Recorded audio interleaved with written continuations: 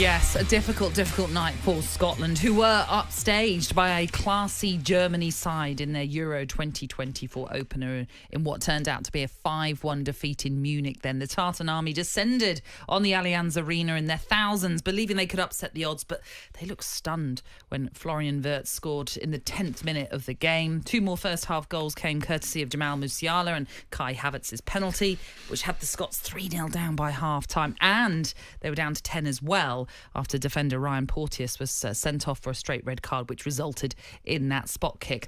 And Antonio Rudiger's own goal meant that the Tartan Army did find the score sheet. However, that only made the scoreline 4-1 at that point, as Emre Can, a late call-up to the Germany side, put the final nail in the coffin. We'll get Cass's take on the game in a moment. But after the match, the Scotland captain Andy Robertson said this game was a reality check. Maybe it's a reminder of how tough this tournament is.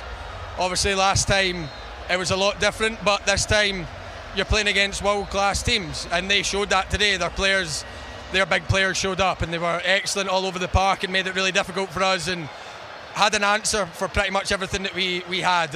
And sometimes that happens, but I think if we go in there and sit back down, I don't think we've played to our maximum, and you have to do that against the pot 1 teams. You have to do that. So we have to dust ourselves down. We've got now 5 days to sort ourselves out and go again, and it'll be another tough test against Switzerland, and we'll take tomorrow to be angry at ourselves, to be disappointed, and then come Sunday we have to be positive and try and go again. Yes, so Wednesday is their next game in Cologne, as Andy Robertson was saying there, against Switzerland, Cass. Oh, my goodness. A game that, as we mentioned at the start there, that thousands of Scotland fans would have gone in with a bit of hope, a bit of kind of feeling as though they might well be able to pull off a shock, because you never know. Sometimes that first game with the hosts, the pressure on the host to deliver, they might have thought Scotland could have got something out of it. And I know that they had spoken previously about what happened at Euro 2020, and that they just wanted to show that they were better than perhaps what they had done in that previous tournament. But they were just simply blown away by an incredible Germany side. Yeah. There isn't one good thing you can say about last night's performance from Scotland perspective. No. I thought everything was wrong. I thought the players were slightly confused about their roles in the team as well. Well, I was going to ask you, was there a game plan? Could you understand what they were trying to do? Well, going with 5 at the back, and Scotland have done this a few times and it's benefited them, but I thought they looked really disjointed. They had no idea. I mean, it was easy to see. Now, sometimes when you're on the line, it doesn't look so obvious, but when you're watching it, like I was last night on TV, I'm thinking, well, Musiala and Wirtz and then Gundogan were all in a 3 behind the Scotland midfield, and Kai Havertz was beyond them. And so it was they kept feeding Tony Kroos. You give Tony Kroos the room on the ball now, he's going to murder you. He's going to keep spreading it around, finding passes, and they couldn't get anywhere near close to getting the ball off of Germany. Yeah. And it was blatant. You're right, though. It didn't feel as though players knew whether they should close down or drop off, or who they should be picking up and where they should be for those kind of moments in the game. It did feel they were a little lost. Now, do you think it was just a bit of rabbit in headlights, possibly?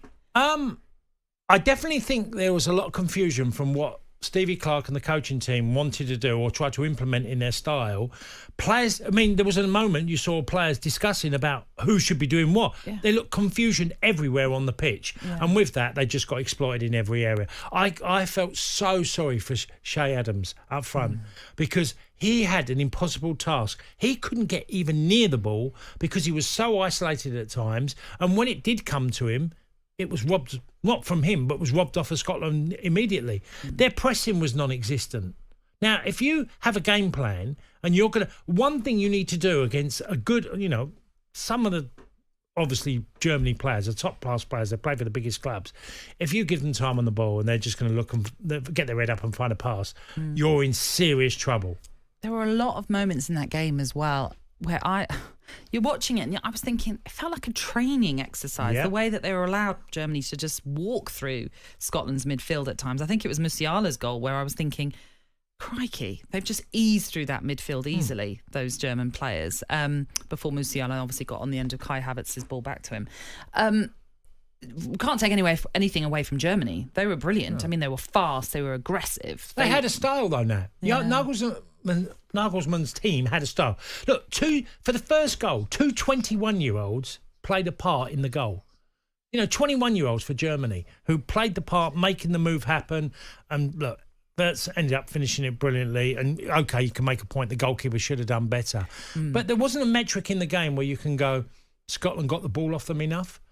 Did they close in areas out wide? No, they were literally allowing them to go out wide, and they've got 5 at the back. So your wing-backs, Andy Robertson's brilliant as a left-back for Liverpool. But his role with Scotland last night, I thought he was literally had an impossible job. He couldn't get forward at all because when he did, it left Scotland outnumbered behind. And they were just picking them off.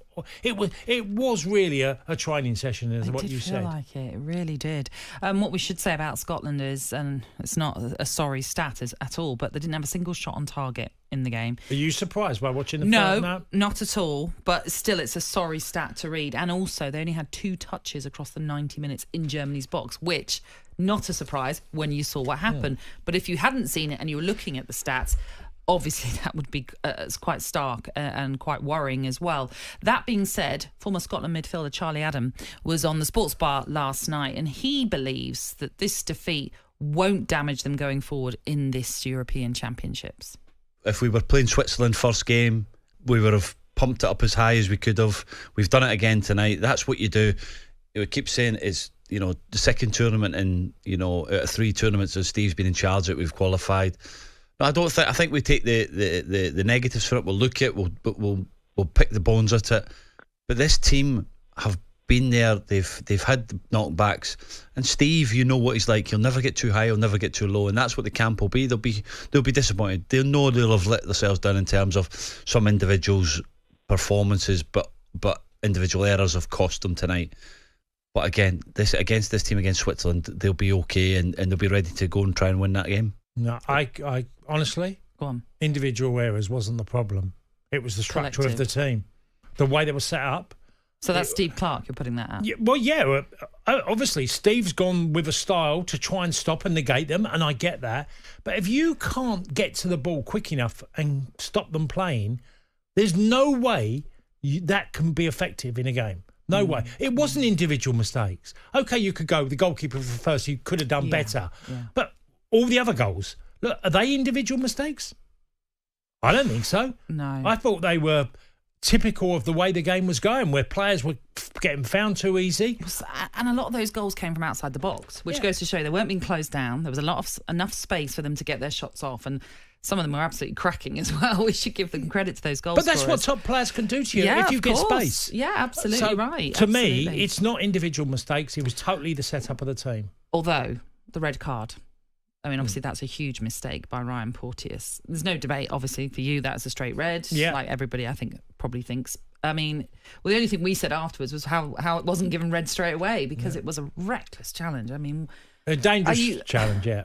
Did it look as though it was more of a challenge coming about from panic because he didn't know what to do? It's obviously, Gundogan was so close to the goal at that point.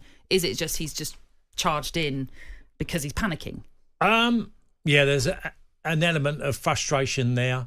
I'd also say that not knowing quite where you are on the pitch because Ryan Porteous comes in and he launches at Gundogan. Mm-hmm. And now, OK, you can say it's mistimed, but it's just an inevitable red. It was, for me, it was a sort of typified the night at Scotland. Because, OK, even if it's not given a penalty, they were going 3-0 down.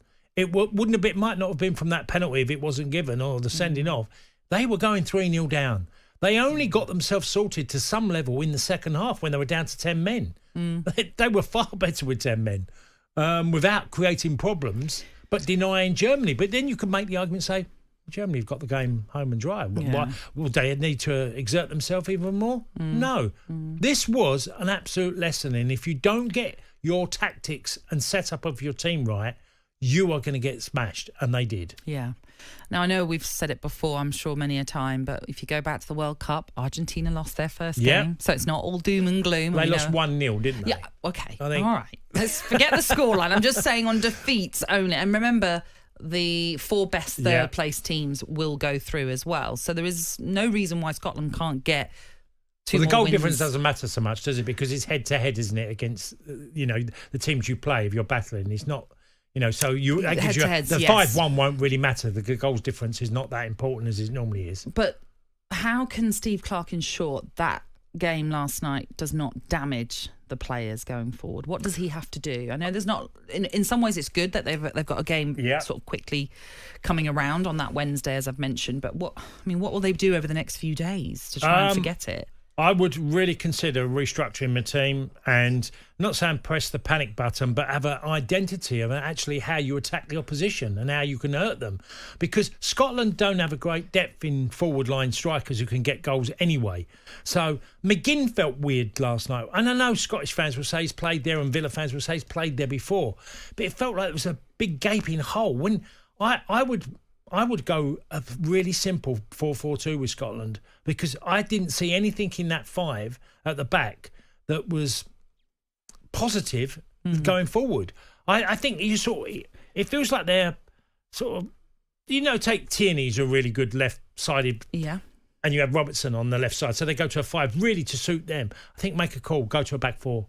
Go to a back four. If you have to leave people out, change it. Well, the fact that Porteous obviously had that red card means he will have to make changes in his defence, and you might be right. They might come in with a back four as a result of that.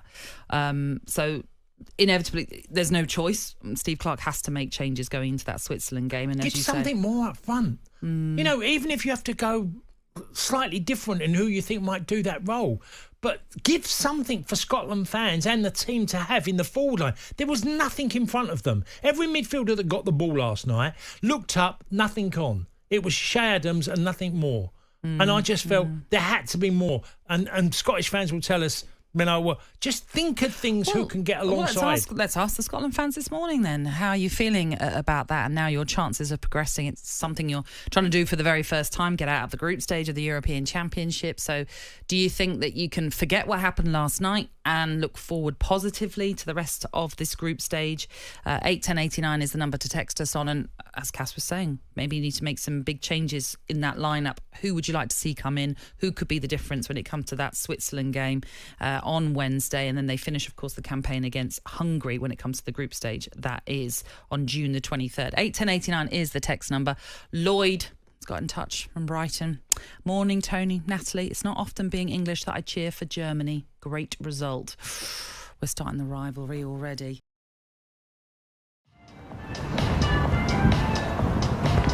Was ist das?